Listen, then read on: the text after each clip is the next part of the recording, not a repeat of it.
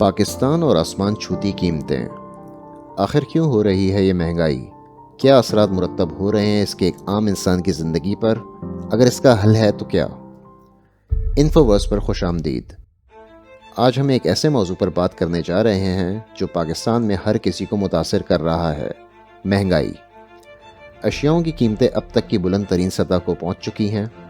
یہ روزمرہ کی اشیاء خوردونوش سے لے کر ضرورت زندگی کی ہر ایک چیز کو متاثر کر رہی ہے۔ لیکن مہنگائی دراصل ہے کیا، اور اسی وقت یہ کیوں آسمان چھو رہی ہے؟ آج کی اس ویڈیو میں ہم اسے آسان الفاظ میں سمجھنے کی کوشش کریں گے اور مہنگائی کے اسباب، اثرات اور اس کے حل کے امکانات پر بات کریں گے۔ تو چلیے شروع کرتے ہیں۔ سب سے پہلے ہم مہنگائی کے اسباب کے بارے میں بات کریں گے۔ آخر اس مہنگائی کی وجہ کیا ہے؟ اس کا جواب اتنا سمپل تو نہیں ہے، لیکن آئیے کچھ اہم عوامل پر نظر ڈالتے ہیں۔ اگر دیکھا جائے تو مہنگائی سے پاکستان میں ہی نہیں بلکہ پوری دنیا میں اثر انداز ہو رہی ہے۔ 2020 میں آنے والے کووڈ وائرس نے دنیا بھر میں سپلائی چین کو متاثر کیا ہے، جس سے ضروری اشیاء امپورٹ کرنا مشکل اور مہنگا ہو گیا ہے۔ یہ ایک ایسا مسئلہ ہے جس کا سامنا پاکستان کو ضروری اشیاء امپورٹ کرتے وقت کرنا پڑتا ہے۔ تیل اور گیس کی قیمتوں میں عالمی سطح پر اضافہ ہوا ہے، جس سے نقل و حمل اور پیداوار کی لاگت متاثر ہو رہی ہے، اور بالآخر پاکستان میں مصنوعات کی قیمتیں تاریخ کی بلند ترین سطح کو چھو رہی ہیں۔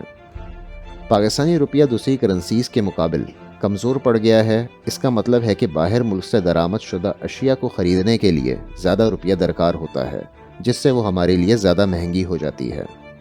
مہنگائی کی ایک اور وجہ حکومتی اخراجات اور پالیسیز بھی ہیں جو مہنگائی کو متاثر کر رہی ہیں، جس میں IMF سے قرضہ بھی ایک بڑی وجہ ہے جو ہمیں ہائی پرائسز اور ٹیکسز کی صورت میں ادا کرنا پڑ رہا ہے۔ اسے اور بہتر طریقے سے سمجھنے کے لیے آئیے کسی ماہر سے سنتے ہیں۔ ہمیں اس ملک کو چلانے کے لیے $80 بلین کی ضرورت ہے۔ اس سے کم میں ملک نہیں چل سکتا۔ $80 بلین میں $27 بلین کی اگر ایکسپورٹ ہو، $27 بلین کی ریمیٹنس ہو، تو $54 بلین بنتے ہیں۔ 25 بلین کی شارٹیج ہے۔ تو مجھ کو تو یہ ریمیٹنس کے علاوہ $80 بلین کی ایکسپورٹ چاہیے، تاکہ جو ریمیٹنس کے پیسے ہوں یہ میرے پاس سرپلس ہو۔ جب تک ملک کی ایکسپورٹ $80 بلین نہیں ہوگی، ہمارا ملک راستے پہ نہیں۔ اب 25 کروڑ آبادی کے ملک کے لیے کوئی بڑی بات نہیں ہے کہ یہ ایکسپورٹ جو ہے یہ اگر کوئی سمجھے کہ ہم $27 بلین کی ایکسپورٹ سے زندہ رہ سکتے ہیں، تو $27 بلین یہ جو سب آپ تکالیف دیکھ رہے ہیں، یہ جو بجلی کا بل مہنگا ہو گیا، کیوں مہنگا ہو گیا؟ جب $100 کا ڈالر تھا تو بجلی کا بل جو ہے وہ $100 کے ساتھ آتا تھا، آج 300 کا ہو گیا۔ ہم نے ایکسپورٹ نہیں کی۔ آج کے دن ہم نے جو ہے وہ ملک میں انڈسٹری نہیں لگائی، انرجی 13-14 ہزار میگا واٹ سرپلس ہو گئی ہمارے ملک میں۔ اب اگر ہم مہنگائی کے اثرات پر نظر ڈالیں تو ہم یہ جان سکیں گے کہ یہ بڑھتی ہوئی مہنگائی ہماری زندگی کو کیسے متاثر کر رہی ہے۔ ہم سب سے زیادہ جس چیز سے متاثر ہو رہے ہیں وہ ہے خوراک اور اس کی بڑھتی ہوئی قیمتیں۔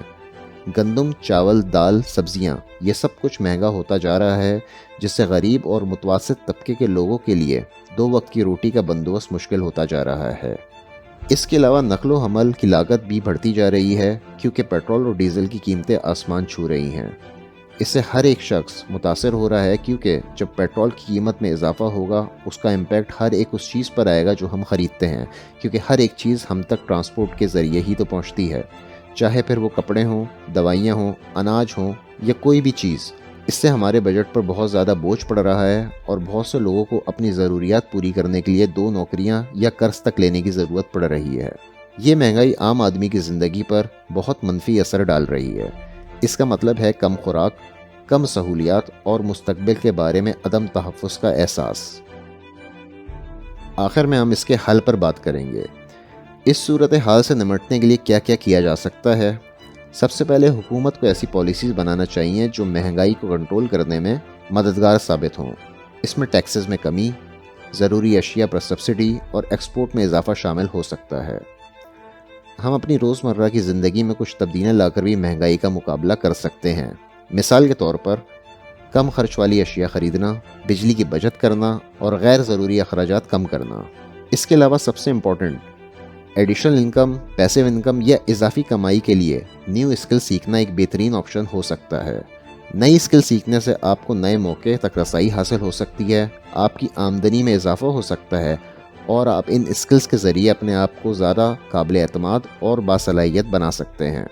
हम सब मिलकर इस मुश्किल वक्त से निकल सकते हैं अगर हम एक दूसरे की मदद करें और अपने हुकूक के लिए खड़े हों। आज की वीडियो यहाँ इख्तिताम होती है। आपके कीमती वक्त का शुक्रिया। उम्मीद है ये वीडियो आपके लिए मालूमाती और मददगार साबित हुई होगी। अगर आपको ये वीडियो पसंद आई हो तो वीडियो को लाइक, शेयर और चैनल को सब्सक्राइब करना ना भूलें। आपसे जल्द मुलाकात होगी एक नई वीडियो और दिलचस्प टॉपिक के साथ। अपना और अपने इर्द गिर्द के लोगों का ख्याल रखें। महफूज रहें।